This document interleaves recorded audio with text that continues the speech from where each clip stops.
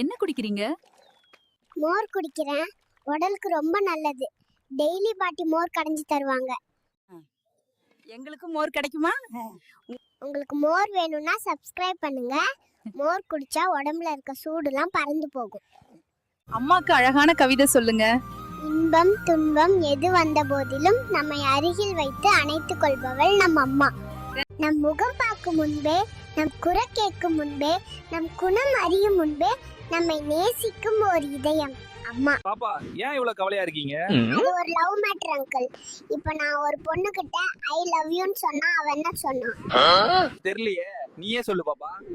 என்னைய பிடிச்சிருந்தா I love யூன்னு சொல்லணும், இல்லாட்டி பிடிக்கலன்னு சொல்லணும். அதுவும் இல்லாட்டி பிளாக் பண்ணிட்டு போணும். அதானையா உலக வழக்கம். அதை விட்டுட்டு இது என்ன புதுசா?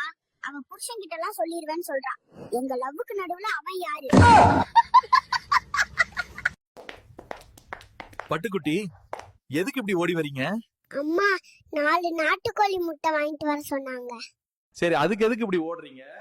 என்ன எந்த நாடுன்னு கேட்டதுக்கு போய் துரத்திட்டு வரங்க. ஓடிருங்க.